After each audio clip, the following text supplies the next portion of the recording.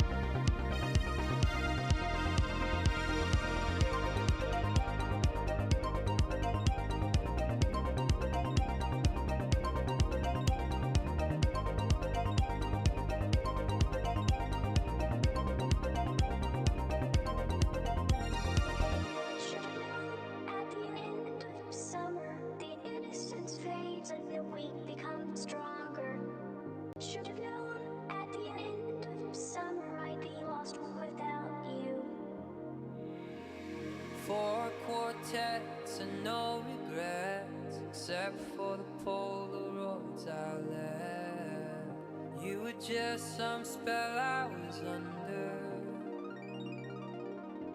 that in the summer, summer, summer, summer, summer, summer, summer, summer, summer, summer, summer.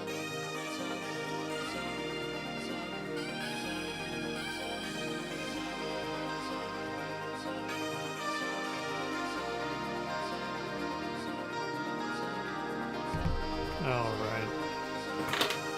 I think the internet's working again, but I got a new cable that I'm going to hardwire into that router later. It's a 150-foot long cable. Tired of this Wi-Fi bullshit. So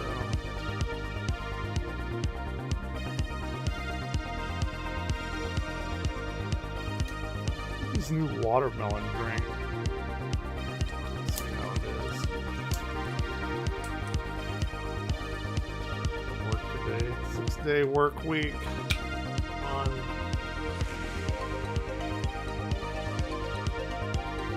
it is what it is, I guess. I hate that saying, but it is accurate.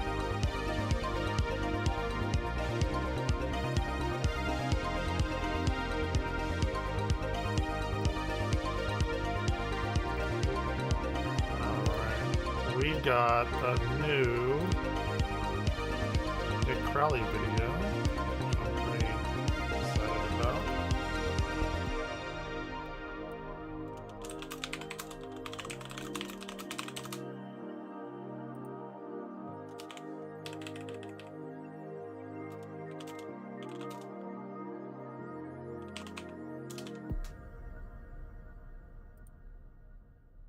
Let me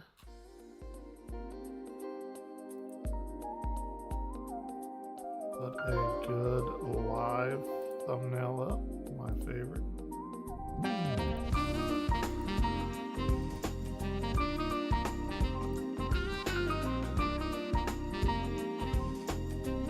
Orion, stop. Yes, I know you're right there.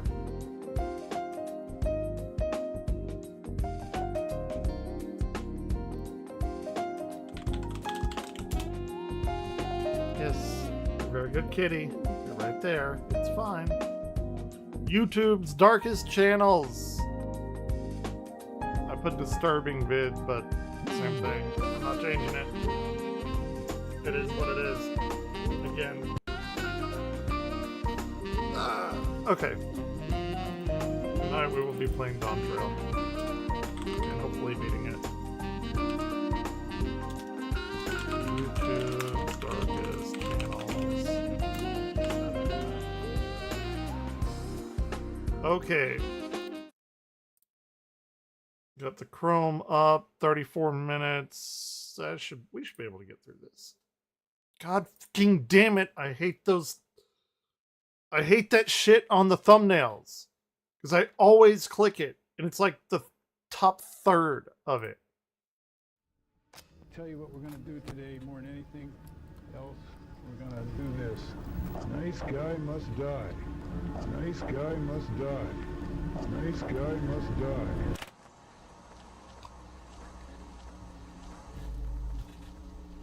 This is my house. That's pretty from the good. street. Here is my Is car. it the best? I don't know. This is a two-bedroom though. brick ranch, conveniently located. It's the final day of February 2008. Oh. A 47-year-old man living in Pittsburgh, Pennsylvania, named George Sedini, publishes his Mustard very first gravy video making? to YouTube under the channel MOS B46PGH. I paid $79,000 for this in 1996. That's considered a Next lot. thing I'm gonna get is Believe it or not. again. The upload, titled How George Pittsburgh Lives, was almost That like has an the old-school longest house tour battery of life sorts, ever. as George proudly displays the outside of his home, before then doing the same inside. Open it up. Oh, someone left it unlocked. That's not good. Inside, okay. Pan to the other side. Seemingly making a point of mentioning every minute feature in the otherwise dim and empty home. Here's my big screen TV. It's my computer, couch and chair. They match. Dining room set, shoebox full of old pictures. To anyone who may have stumbled upon this strange video or Sedini's channel in general back in 2008, it would likely come off as entirely uninteresting and far from anything disturbing. However, to those who find it today, this couldn't be more different, as the account carries with it a layer of disturbing context due to the events that transpired after this first video was published, The hindsight events that have thing. since transformed the MOS B46 PGH page into one of YouTube's darkest channels. Please meet every woman's Do dream. something so she remembers your name. Keep your mate with you. Make sure he's someone you can trust. Be careful, is all I can say. I'm gonna post this and see what comes back. 7. Oops, sorry.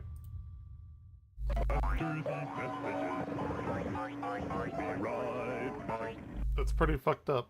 I'm sure most of you guys have heard about the TikTok ban at this point. And honestly, there's something about it that's been bothering me. You or I could do a simple Google search and in a matter of seconds find countless different data broker websites where you can buy pretty much anyone's personal data for just a few bucks. And not only can anyone do that, but it's also perfectly legal. If you watched the news at all last year, you were bound to see countless different big companies with terrible security getting hacked and having their charge data my leaked. phone. But as much as those companies claim to be the victims, it was our data that was leaked onto the dark web. Data like your phone number, your email, your home address, and even your social security number. So if the government could Actually, ban TikTok I'm gonna- over data privacy I'll be right back. issues, then why aren't they doing more to protect us from these shady practices that are actually affecting our day-to-day lives? The reality is it's on us to take care of our own safety. And that's why I use Aura, today's sponsor. They identify these data brokers that sell my info online and submit opt-out requests on my behalf, as well as keeping an eye on the dark web for me, sending me alerts if they find out my personal information has been exposed. They'll even immediately give you a heads up if someone tries to use your data to access your credit or bank accounts. That kind of proactive protection is literally priceless nowadays. So if you're ready to take control of your online safety, go to my link at aura.com/Nick Crowley to get your first 14 days completely free, which will give Aura more than enough time to see if any of your personal information is floating around out there on the web. Don't wait until it's too late. Protect yourself today. Okay.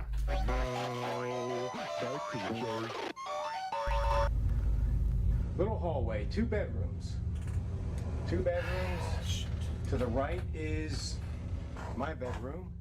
Without any context, Damn it's it. hard to know what the purpose of George Sedini's first video was, if it even had one at all.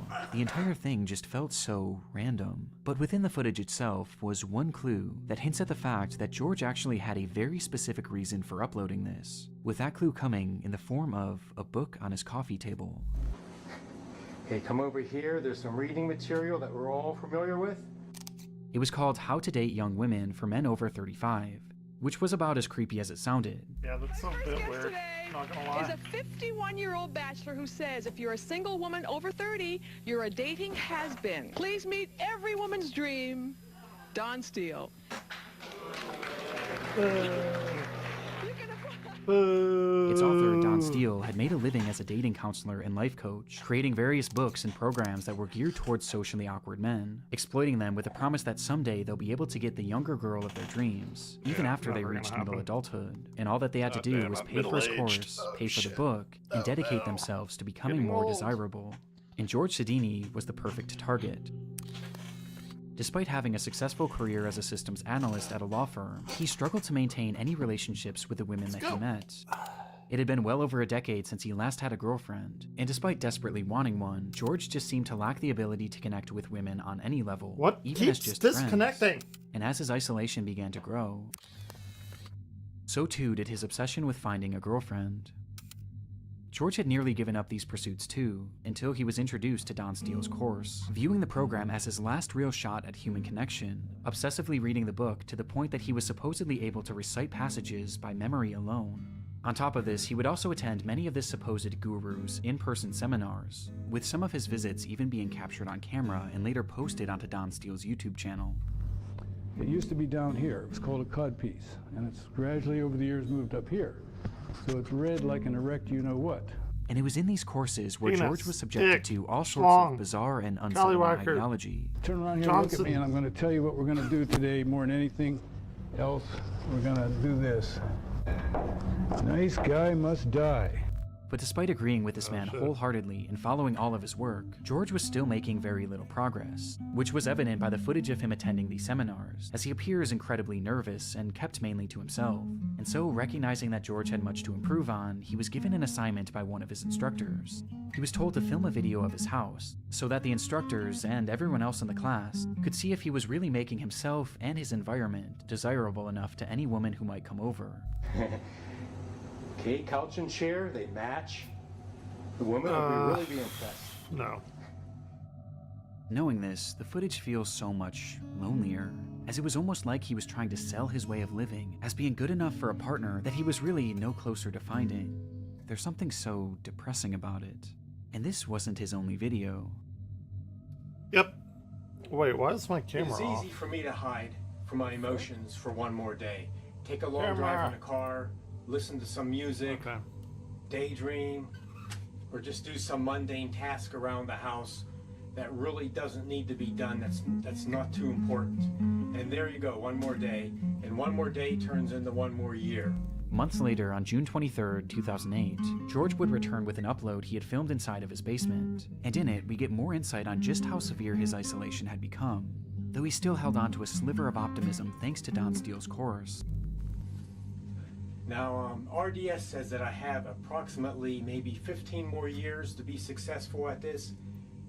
And when I heard that, I wanted to continue immediately to start moving on this. I didn't realize I had that much time. So my objective is to be real and to learn to be emotional and to be able to emotionally connect with people. Before he eventually reverts back to talking about would his anyone uncanny wanna do desire to find a younger woman. Because when I'm 10 to 20 years older than she is, she has to feel good about this thing. Ending the video with hints of an uncertain future. I'm going to post this and see what comes back. He would never upload again. And soon after, it appears George gave up trying, essentially accepting his life of loneliness. But while this would be the last video made to his channel, he wouldn't leave the internet entirely. Soon after this final video was posted, a website was launched called GeorgeSedini.com, which served as a place for George to blog about his emotions. And while something like this could have been beneficial for him, this website would instead only serve to capture his descent into madness. An immediate red Ooh, I flag was got some of raised by the that. very first text you see on the website, as George wrote, "Why do this? To young girls? Just read below. I kept a running log that includes my thoughts and actions after I saw this project was going to drag on," with the line serving as some sort of bizarre disclaimer, though with no other context. George's entries began. December 22nd, 2008. Time is moving along. Plan to have this done already. I will just keep a running log here as time passes. Many of the young girls here look so beautiful as to not be human. Very edible. After joining this gym, started lifting weights and like it. Edible? This early post encapsulates what this blog would be focused on. Young women he would see throughout the day, his time at the gym, and his plan. This plan was never expressly stated on the website, but it was something he obsessed over, mentioning it in every single one of his posts and dubbing it the exit plan, even going as far as to provide a date and time for it, January 6th, 2009 at 8:15 p.m. Before this day would come, however, he No would provide second further mark? insight into just how lonely he was. Moving into Christmas again, last Christmas with Pam was in 1983. Who knows why? I'm not ugly or too weird. No sex since January 1990 either. I was 29. No shit. Over 18 years ago. I actually look good. I dress good. I'm clean shaven, bathe, touch of cologne. Yet 30 million women reject me. Over an 18 or 25 year period. He's like the proto That's how I see incel. it. 30 million is my rough guesstimate of how many desirable single women there are. With several other posts of the same nature, the day eventually came for his big exit plan, January 6th, with George writing one message that afternoon. I can do this. This log is not detailed. It is only for confidence to do this. The future holds even less than what I have today. It is 6:40 p.m., about an hour and a half to go. God have mercy. I wish life could have been better for all, and the crazy world can somehow run smoother. I wish I had answers. Bye. Despite this appearing to be his final post, George Sidini wasn't quite finished, as he would come back only hours later, writing simply, "It's 8:45 p.m. I chickened out. Shit. I brought the loaded guns, everything." Whatever George Sidini I had know been what he's planning that doing. day, it was clear that his exit plan was something incredibly disturbing, and based on his use of guns, plural, it was likely not just an exit plan for himself. Yeah, well, yeah. That's But true. I did thankfully, not he do didn't that. go through with it. In fact, he seemed to have dropped the plan entirely, as months would go by without any update to his blog. Though this wouldn't last, as in April of 2009, he began posting yet again, with these entries being even more disturbing. July 23rd, 2009. Wow, I just looked out my front window and saw a beautiful college-age girl leave Bob's house, across the street. I guess he got a good lay today. College girls are hoes. I masturbate, frequently. He is about 45 years old. She was long-haired, hot little hottie with a beautiful bod. I masturbate, frequently. The strangest part of this entire website Okay. was, according to those Weird. he worked with It's a and the weird one. neighbors, they all thought George was normal. A little off, sure, but it appeared that these disturbing thoughts and plans were kept solely in his blog, and solely in his mind. But on July 28th, 2009, this would all change. George had boarded a Port Authority bus that day and took a seat, carrying with him some sort of duffel bag, and as the ride commenced, he unzipped the bag and began to fiddle with something inside of it. An anonymous man sitting next to him noticed this, and curiously leaned over to see what he was doing. In George Sidini's hand was what appeared to be a grenade. Jesus Christ. The stunned passenger ran off at the next stop and immediately Yeah, no alerted the police. shit. But bizarrely, nothing actually came of this. No explosions happened that day, and upon police eventually tracking down Sidini 2 days later, he was searched, but there was no sign of this supposed grenade, and the man who had reported this incident was unable to positively identify him. And so, George was released, allowing him to continue on with his day, and to continue on with his posting.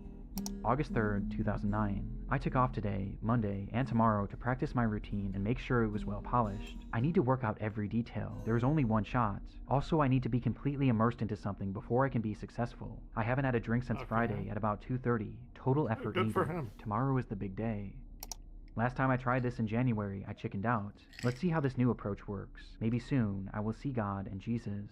They don't This was the exist, final broski. update made to Don't know what to tell you. GeorgeSidini.com, and unlike his previous attempt at carrying out this exit plan, this time, he didn't back out. On August 4th, 2009, George Sidini would enter an LA Fitness in Bridgeville, Pennsylvania, and walk directly into a woman's aerobics class, with a duffel bag in his hand. He then dropped his bag on the floor with a loud bang, before he closed the door and shut off all the lights. In a moment of darkness and confusion, one witness recalled that she felt the presence of someone who didn't belong there. Yeah. Before total panic would ensue, everyone was just screaming so loud. At first, I didn't even think shots were being fired. It was so surreal. Why? Like, At that moment, George Sidini had brandished 2 guns from his bag and opened fire on the group of 30, all of whom were women, which was entirely so the point. shitty, man. Why? In that dark, cramped room, George would discharge his weapon 52 wanna go out in times, an striking LA 12 different women Fitness. and then himself. Like, Jesus Christ. Of the injured, 49-year-old Elizabeth Gannon, 38-year-old Jody Billingsley, and 46-year-old Heidi Overmeyer would tragically lose their lives, while the others were left with permanent injuries, both physical and mental. It wasn't hard to find a motive. George had spelled it out right there in his blog. He desired women so much that his inability to ever gain a real connection with any of them turned his infatuation into pure hatred. And this is how he wanted to make them pay. I don't. And the ironic part is that this was all so avoidable, as these plans were heavily implied on his website, which had been publicly available online for roughly an entire year. yet no one cared enough about him to ever look. Yeah. It is easy for me to hide from my emotions for one more day. Knowing what we know now, George's channel is highly disturbing, as it shows us a glimpse into a mind on the verge of completely snapping, and a last gasp attempt at achieving normalcy by a person who would go on to become a monster when he didn't get what he wanted. Just everything I need. Damn. That is like Well, really that about fucking sums it up. Hi guys, I am with Lewis. Just having a little drink. Little drink. Alright. Displace. Mark Williams always dreamed of being a YouTuber. He had grown up watching parkour content on the site, becoming attached to both its many talented creators and the hobby itself, eventually becoming so inspired by it that he launched his own channel in 2019, at the age of just 15, with Mark hoping that someday this channel would make that dream of his come true.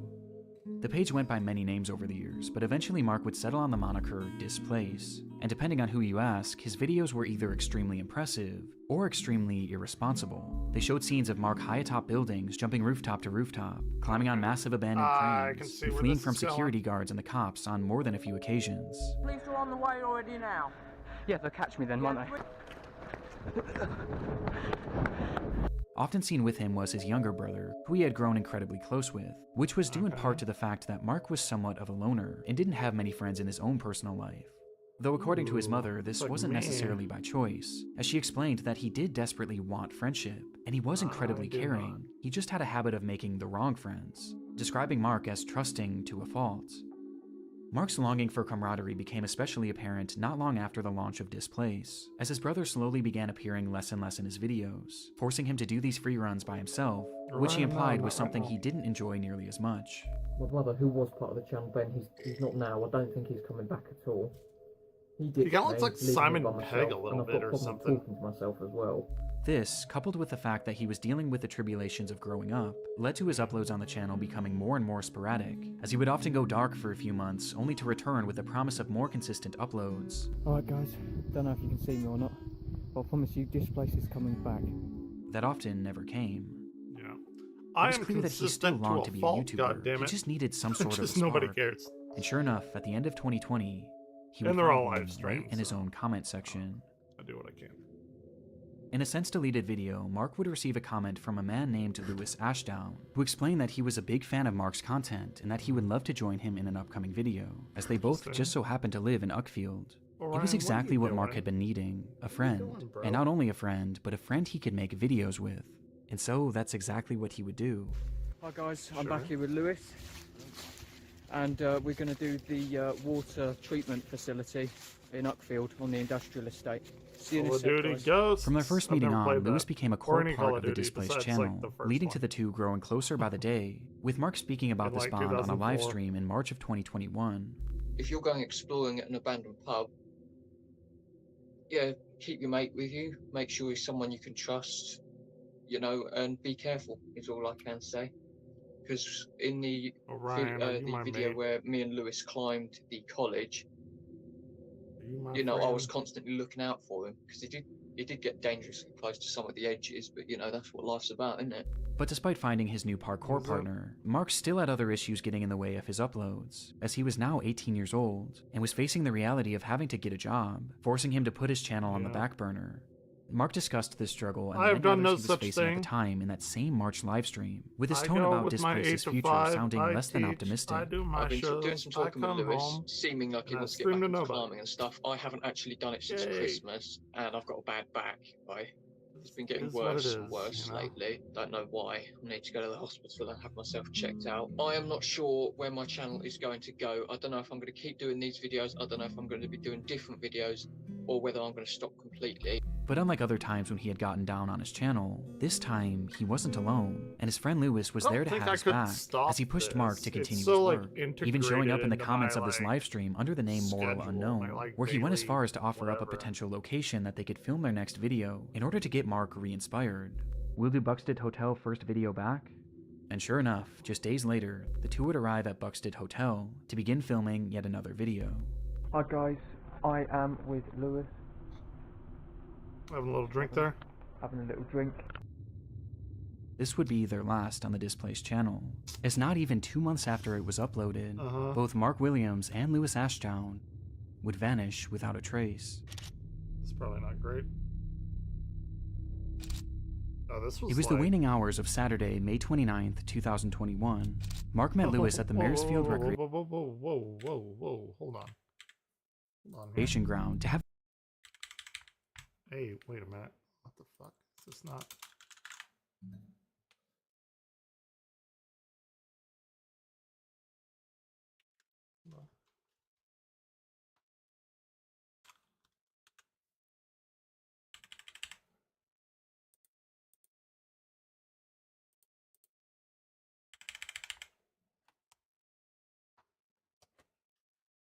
The fuck?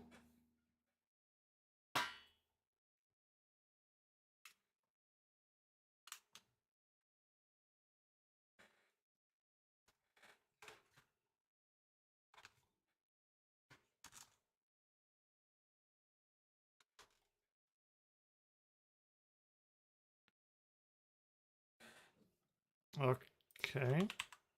Okay, it's typing now. I don't know what that is not a moon. That is an eclipse. That is probably an annular solar eclipse that has not reached totality. That is not a moon.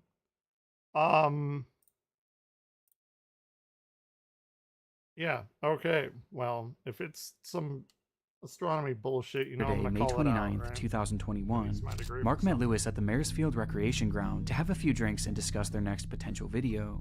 Though once there, it was the drinks that took priority, and very quickly Mark had become intoxicated, leading to him calling his house to tell his aunt, who he had been living with, that he would be heading back now.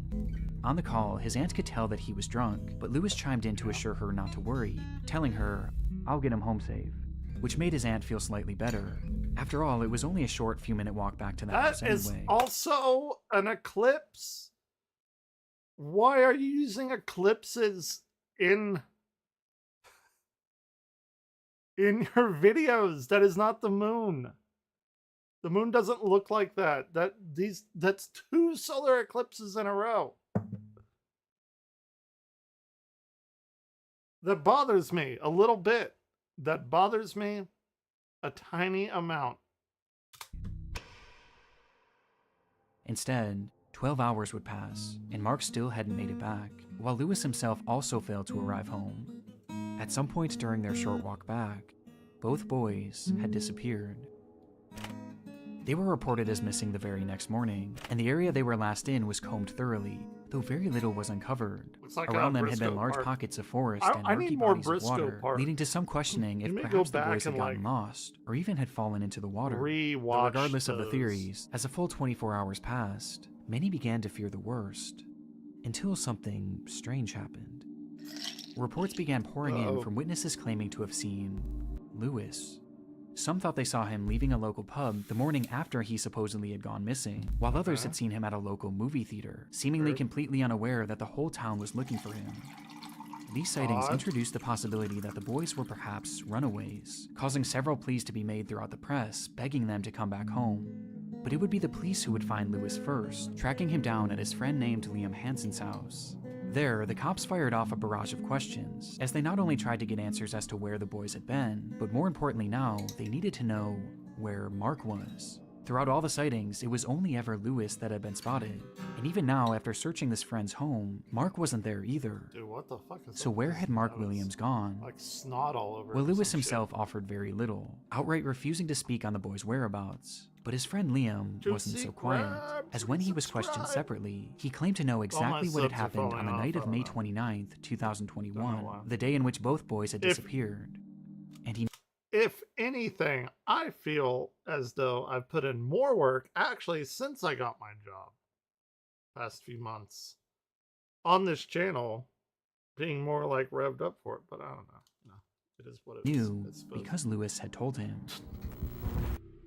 According to the boy, the night that Lewis and Mark had met at the park, Lewis poured a cocktail for his friend, and then another, and then another. Each one stronger than the last, causing Mark to become drunk almost immediately. That's how you do it. Realizing he was drinking too much, Mark told Lewis that he had enough, but Lewis persisted, outright demanding that he keep drinking, leading to Mark begging Lewis to let him stop. At one point, Mark's pleas finally caused Lewis to back off, as the boy instead agreed to make him a non-alcoholic drink, only for him to fill the cup with even more liquor when Mark wasn't looking. By 11:30, Mark could barely stand, prompting him to make that phone call to his aunt, letting her know that he would be back soon. Meanwhile, Lewis had been so preoccupied with getting his friend drunk. I did that to one of my friends in college one time, not like in a malicious way, but he was talking to somebody. We had a physics party, all the physics people, one of the very tiny studio apartment, and he was talking to her name was Joanna, and it was just the smallest fucking apartment. It's like the most traditional like college bullshit that you could ever imagine. But he had never really gotten drunk, and I'm just the worst fucking influence ever. So I went there, and I had shown him the glory of Sunkissed and vanilla vodka, which makes it like a dreamsicle, and we were blending it up, so it's like a slushy, and he was drinking it, and he would be talking it, and I would just pour more in there. I mean, it was all in good fun. That he was still fairly sober at this point, and in his sober state, he promised Mark's aunt that he would get him home safe. Seconds after that phone call ended, Mark hunched over to vomit, which is precisely when Lewis pulled a large kitchen knife from his pocket and plunged it directly into Mark's back. Why? Mark stumbled and asked Lewis to call him an ambulance, being unable to comprehend what had just happened.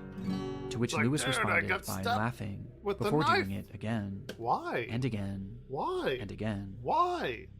This is what Lewis had told Liam in the days after the alleged attack, but as Liam recounted the story to the police, he made it clear that this wasn't just a tall tale, as he had actually seen it for himself. Why though? When Lewis had told him the story, he pulled out his phone and put it up to Liam's face, revealing that he had filmed the entire ordeal. And sure enough, when police searched Lewis's devices, they would find that footage, though it was far worse than they ever could have imagined. On Lewis Ashdown's cell phone were 7 total videos depicting the attack, with the footage spanning nearly an hour in total, during which Mark had been stabbed 107 times. Oh, on top of shit. You give Lizzie Borden... God damn, this guy's making Lizzie Borden look like a fucking amateur. Novice, if you will. First timer, if you will. Having a number of other sadistic things done to him. Shit. And all the while, it was said that Lewis was giggling manically. When asked about what he had seen in those recordings, Liam provided further detail on just how awful the attack was, recounting that he ripped Mark's eyes out. Proper psychotic stuff. I was going into shock. I was shocked how he came out with it. I wanted to run and tell someone. This was clearly not a normal crime. It displayed a level of evil and hatred that goes past human comprehension, and due to its brutality, police assumed that surely something must have happened between these two to breed so much hatred inside of Lewis. But according to Lewis, this wasn't actually the case. Instead, he stated that he had simply found Mark to be annoying, and that he had been wanting to kill him for some time because of this, and had just been waiting for the right moment. I mean, I find the Bucky's beaver annoying, and I make fun of it, but I wouldn't go and like kill it. Much less a human. Like, what the fuck kind of person do you have to be to stab somebody 107 fucking times? Like, people are weird, dude. And I'm gonna be honest. Like, if you want to quarantine yourself off and don't want to be around people, I think that's a completely like valid thing to do. If you're not like super fucking weird yourself, right? Like, don't fall into that type of thing. But holy shit. Plus, he always wanted to know what it was like to kill someone, and that was it. That was his entire motive. Lewis Ashdown would be arrested the day he was found and later sentenced to life in prison, with parole eligibility in 25 years, while Mark's body was found dumped in a nearby body of water and eventually given a proper burial. Hi guys, I'm back here with Lewis, and we're going to do But like, why? Like, why? Like, why? What's with this the point? context, Mark's channel is utter. This guy is like just a regular dude. Yeah, okay, he's like, what, teenager or whatever, doing parkour. I thought as this was going to go through, he was gonna like fall off a building. Maybe his new friend would like have, I don't know, dude, like pushed him off, or they'd have both fallen off, or some kind of like mishap, like not some kind of fucking like bar 107 times stabbing or whatever the fuck it was. Like, all right, fair enough. You got me on that one, Nick. All he wanted was a friend to film videos with. But sure enough, as his mother had warned, he was trusting to a fault. If you're going exploring at an abandoned pub, yeah, keep your mate with you. Make sure he's someone you can trust, you know, and be careful. Which brings us to a disturbing the dude revelation. is like fine. Just months before he would kill Mark, Lewis was the one that encouraged him to get back out there and film with him. And based on his testimony that he had been wanting to kill Mark for a long time, it makes it very clear that he was doing this not to be a good friend, but to get Mark alone in an isolated spot so that he could carry out his plan. And adding more weight to this theory, when they visited the Buxted Hotel, which Lewis himself had suggested during the livestream, Mark was uncharacteristically drunk. Sure. Hi guys, I am with Lewis. Having a little drink. Okay, so we'll smash this after we smash these. Which was never really part of his channel before that upload. And Lewis was uncharacteristically nervous. We're going to do a couple more bangers. Can't tell you what they are in case anyone's watching that shouldn't be watching. Who's watching? Well, no, I mean watching the videos. Because yeah, I know that the police do watch my channel sometimes. Paranoid even of being caught by the cops, despite being totally unfazed in previous videos, where in some he was literally being chased by security guards. And coincidentally, by the end of this video, we get an indication as to why Lewis was so nervous.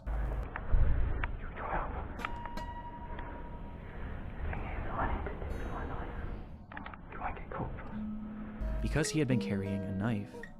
All this leads me to believe that that night, Lewis pushed Mark to film a video in an abandoned location, then got him drunk, and was going to carry through with the murder, before eventually backing out for unknown reasons. And all the while, Mark was completely unaware, never once suspecting that the man he had been filming with had secretly been plotting to kill him, and one day would actually go through with it. Okay, I'll wrap it So up now then, fucked up, guys. dude. Yep, I'll see ya. No, you won't, man. That's some awful shit, dude. Well, this should be quite amusing. Joshua Brown. Enjoy.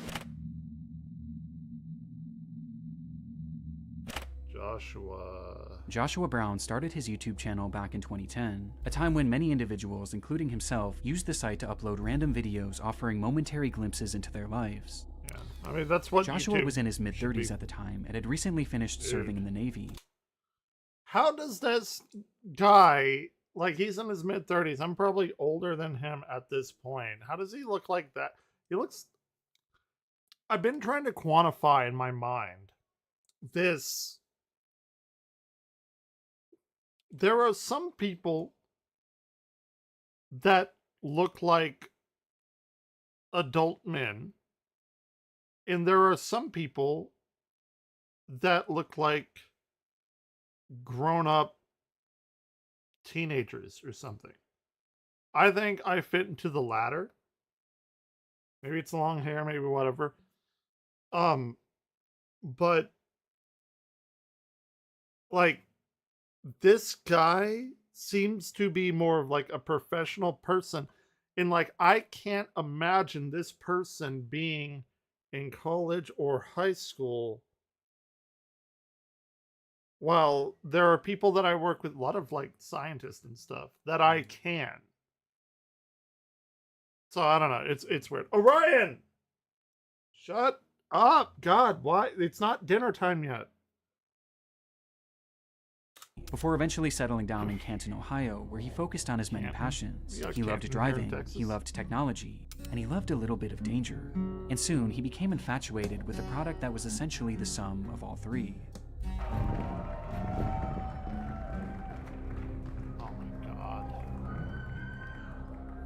For Joshua, these electric vehicles were a technological marvel and the future of the automotive industry, and he dreamed of one day having one, with that dream eventually coming true in 2015 when he would purchase his very own Tesla Model S that would eventually become his life and his YouTube channel's primary focus.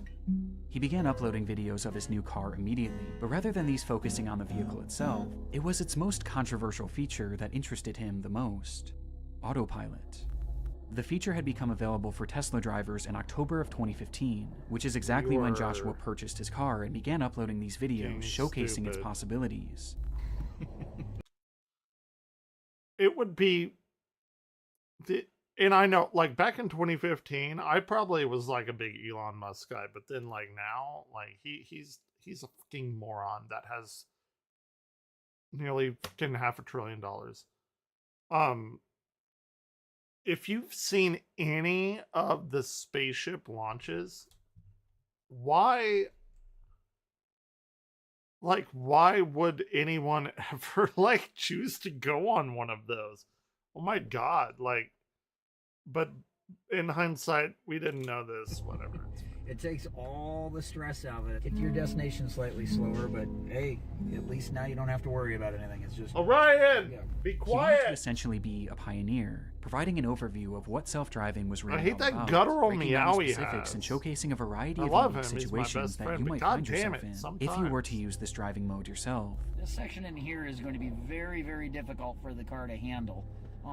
We're filming this just so that you can see scenarios where the car does not do well, so that you've got something to judge off of when you're driving on your own. I would think it would do better in this situation, no?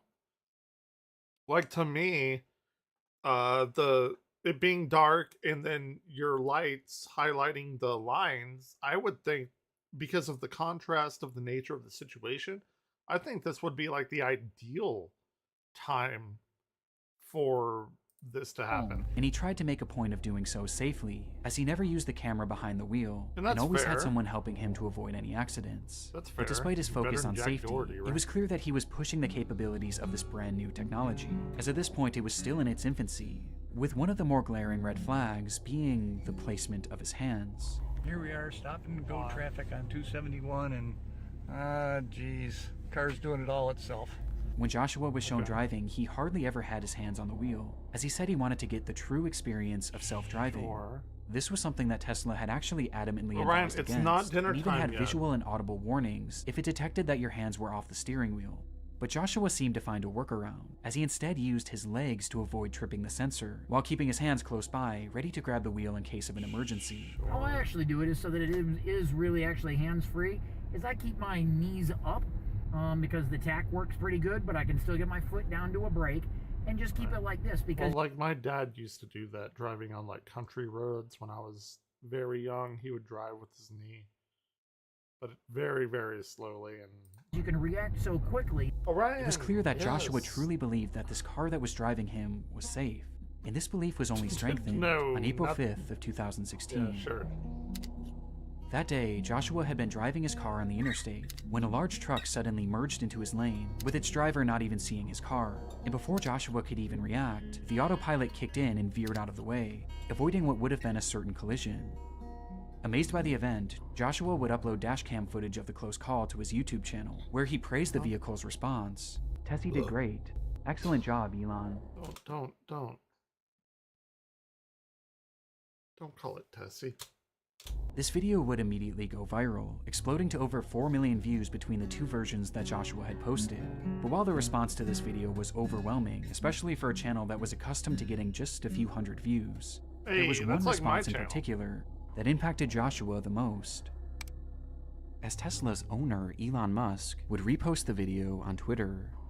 Stunned by the tweet, Joshua would later state, "For something to catch Elon Musk's eye, I can die and go to heaven now." Dude, why do people fucking, like, worship him like a god?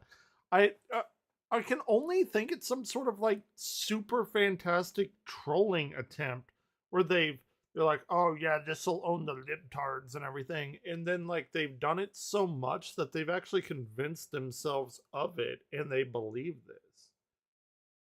Why would anyone think any other fucking human being is, like, their God and Savior? It's so weird. Like, my I don't know what you would call it, like retort to this about like worshiping another human being. It's like, okay, Elon Musk, fucking Queen Elizabeth, well, she's dead now, but like Prince Charles, whoever in the royal family, whoever these high mighty people are, they have to shit like you and me and everyone else.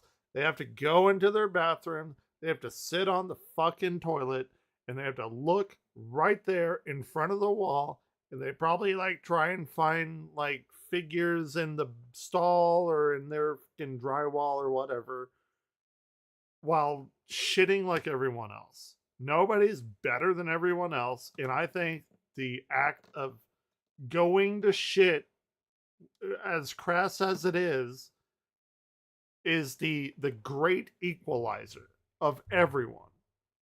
But like this person, like, oh, Elon noticed me, I can die and go to heaven. Like, but I get it. It's like, oh, this person you built up in your head. Even I did it to like YouTube stars or whatever, which is like on a much smaller level. But there's these YouTube people, I'm like, oh yeah, whatever. But now I'm like, fuck it. Like,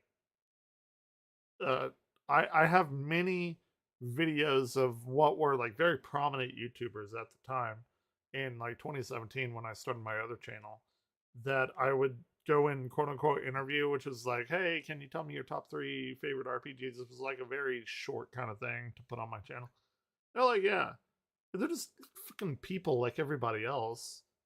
And now I'm like, hey dude, you wanna go hang out or something? Like, I don't know, maybe I just have lost the art of being shameful or something like that. But like this kind of thing is so fucking weird to me now. But like, I get it. It's just... He had no way of knowing then, but this would not be the last time that Elon Musk would tweet about him, though his next feature would be under much different circumstances. It happened just 1 month after Joshua Brown's video had gone viral. He was driving on Highway 27 on a clear sunny day at approximately 4 p.m. With open road ahead, Joshua turned on his trusted autopilot, and it stayed in autopilot mode for over half an hour, as at this point, his trust in the car was higher than ever, causing Joshua to seemingly lose focus on the road, as he was quick. This is so interesting, because I've wanted to have like some sort of... I mean, I have a bunch of them. I watch like Thunderfoot and everything, and Thunderfoot calls Elon out. Whatever you think of him, like Thunderfoot knows his shit. This is a great segment for me to show people of like their misplaced faith in their fucking like Lord and Savior Elon, which I have thankfully turned many people off of Elon for his fucking dumb shit, but he's just gained more and more wealth, so I don't know. Like, quickly coming up on an intersection where a massive 18-wheeler had been turning left, blocking Joshua's entire lane. This looks like Joshua was seemingly so unfocused that he didn't even notice it. Even stranger, the car itself didn't detect this either, despite the entire trailer being horizontal in their lane. This was due to its pure white body, as the sun was shining so brightly against it that, for whatever reason, it became invisible to the... Well, that's what I was saying. He was driving at night with the like bright contrast of the lights highlighting the white and yellow strips of the road, saying like this is like way more dangerous. Self-driving AI. No? And with neither Joshua nor the car registering the danger that they were in, the vehicle would strike the trailer, going 74 miles per hour. That's a lot. That's a lot of There were no attempts by miles Joshua per to hour. even move the steering wheel, and the brakes hadn't so much as been tapped. The collision happened at full speed. I'm gonna be real though, like in the time that it would have taken him to notice that the car wouldn't have slowed down, full speed or not, I genuinely think that it probably wouldn't have mattered. So in this situation, I would say like the death does quite literally does fall on Elon. I'm sorry, like he is responsible for this death. He pontificates how good his cars are, how good the Cybertruck is, which, by the way, there's thousands of videos about how just shitty the Cybertruck is. But this is in 2015, 2016, whenever it was. No, it's... And it happened so fast that the car drove straight through underneath, shearing the entire top of the vehicle off, and continuing driving full speed down the road before it would... I mean, okay, fair enough. That's impressive. Did it shear off his head? Like, what happened? Did it, like, decapitate? It eventually crashed to a halt. Sure. When the driver of the truck rushed over to see the damage, Joshua Brown was already dead, and the truck driver could hear nothing but the sound of Harry Potter. You can own it on DVD and video. The adventure is bigger. The magic is stronger. Harry Potter. Discovered in Joshua Brown's car was a DVD player, which many believe Joshua had used to watch Harry Potter while on that drive. Which one? Why he never reacted to the impending collision. I'm sorry. Now, this is something that has been disputed by his family, and ultimately it doesn't seem to have been fully proven or disproven. But in the end, the fault of the accident was placed mainly on the driver of the truck, who had made that left turn, and... No! Dude, this fucking pisses me off so much. This shit... Joshua Brown, who had failed to pay attention to the road, as it was revealed that during his 37-minute drive, he only had his hands on the wheel for just 25 total seconds. Joshua Brown, but his God, Lord, and Savior Elon told him it was okay. So, he wrote himself into the history books as being the first person to ever perish in a self-driving accident.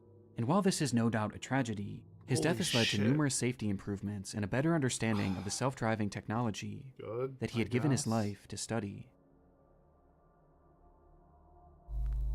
It's fucked up, dude.